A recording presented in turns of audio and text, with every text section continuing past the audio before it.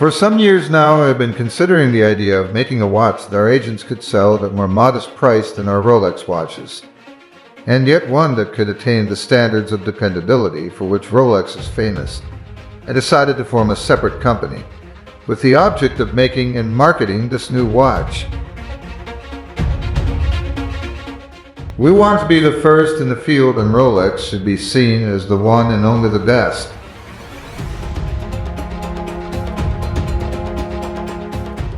If there is one brand that needs no introduction, it is Rolex, one of the biggest luxury brands in the world, which is valued today at around $8 billion. Rolex has a history that dates back nearly a century ago. In fact, it began with an orphan teenager whose inheritance was stolen away from him. Hey guys, welcome back to our channel, and today we are going to talk about how an orphan boy started one of the biggest names in the watchmaking business. Hans Wilsdorf was born in a place called Kumbach in Germany in 1881. He was the second son in a family that ran a fairly successful business in selling iron goods. Misfortune struck when his mother got ill during the next few years and died, and to make it worse, a year later his dad too passed away, leaving Hans an orphan at the age of 12. At this point, Hans was going through a pretty difficult childhood. He was bullied in his school, but the school itself soon became his escape. He enjoyed reading books and became quite the bright student. But something much interesting happened during his school years. Hans became friends with a Swiss boy who would tell him stories of his birthplace, a city located in Switzerland that was well known for its long history in the watchmaking industry. As you can expect, Hans became very intrigued about the place. So much so, he moved to Geneva during his teenage years and got himself a job as an apprentice for an international pearl exporting company. A very observant Hans also noticed that although the company wasn't really creating anything, they were making great profits. He went on to learn all the business tactics that he could. One fine day, Hans received a letter from his friend who offered him a job in one of the biggest high-quality watchmaking businesses at the time. Because of his developing obsession for watches, he decided to go for it and was hired as an English correspondent and clerk. He was also responsible for winding hundreds of pocket watches every day and verifying how accurate they were. Naturally, he picked up tremendous insight into watchmaking and obtained a big deal of knowledge about how all types of watches were produced. But misfortune struck again. He had to go back to Germany and serve in the army.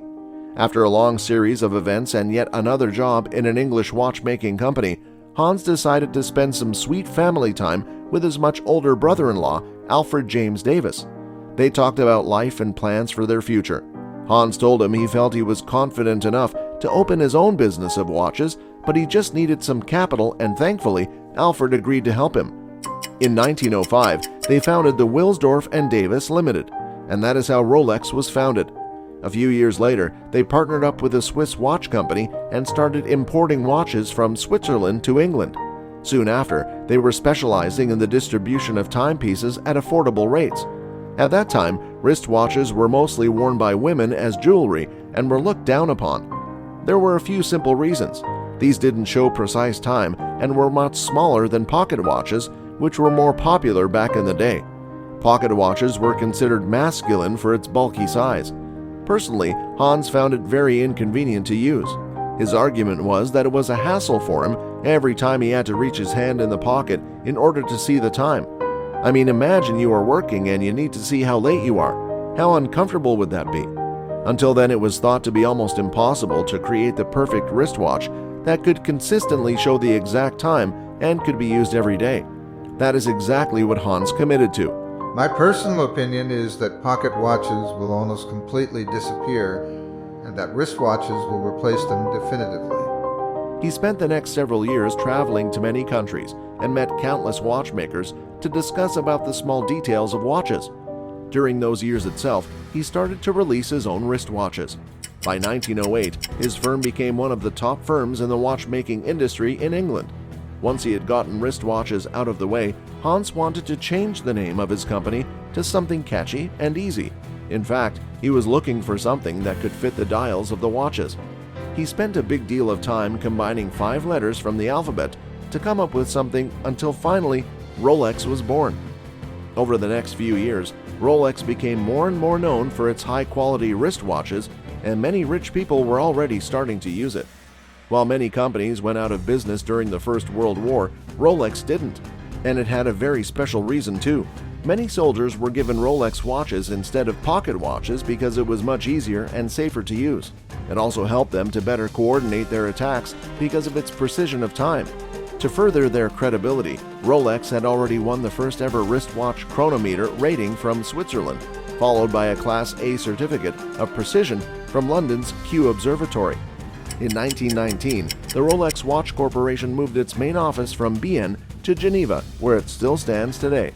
The company now began to focus on improving the watch cases so that the movements would be permanently guaranteed against damage caused by dust, perspiration, water, heat, and cold. In 1926, Rolex released their new model that would forever change the watch industry. Have you ever of the Rolex Oyster? The Rolex Oyster was the first ever waterproof wristwatch created in history. This new model was sealed with a very tight case that provided optimal protection for the small watch movements inside, leading it to be waterproof.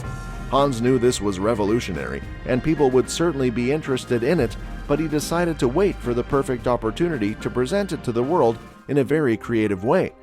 In 1927, Hans heard about a woman from London named Mercedes Glitza, who claimed to be capable of swimming across the English Channel.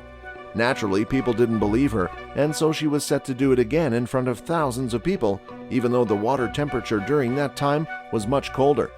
Hans saw the perfect opportunity and encouraged her to wear a Rolex Oyster watch around her neck. After swimming for over 10 hours, she was pulled out from the water after almost freezing to death, and although her challenge remained incomplete, the Rolex did win the challenge as it was found to be in perfect condition. Hans followed the publicity by putting an ad in the London Daily Mail newspaper, and Rolex rose to international fame as a revolutionary watch. To further the hype, Hans also marketed his Rolex Oyster inside of fish bowls with real fishes in it on the sale display of every Rolex dealership across the world for people to see when they walked by. He also decided to work with the top British model at the time, Evelyn Lane, to promote his watches. The popularity just increased, with instances like famous driver Malcolm Campbell setting a speed record for driving around 300 miles per hour wearing his Rolex in 1935. At this point, people began to perceive Rolex not only as a high-quality designed watch, but also as a trustworthy, reliable, and technical wristwatch that anyone can wear for everyday use. Rolex continued to wow people. Next came the Rolex Oyster Perpetual, which was the first ever waterproof and self-winding watch. As it was, it overcame the problem the Rolex Oyster faced. People had to manually wind the watch. When World War II broke out, Rolex took a hard hit. It became difficult and expensive to export products outside of Switzerland to some other big markets in Europe. The already frustrated Hans had another strike of bad luck when his wife passed away in 1944.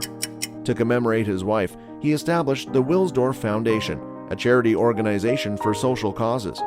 Shortly before his death, he transferred the ownership to this foundation itself, which still owns and controls Rolex to this day. As a result of this decision, Rolex will never go public or be sold, nor will they ever pay any taxes because it is essentially a charity. After the World War ended, Rolex grew tremendously. Just to give you an idea, in 1946, Rolex had sold 50,000 certified Rolex chronometers. By the next year, their sales reached 100,000. Another revolutionary model followed nearly 10 years later, which was the Rolex Day-Date.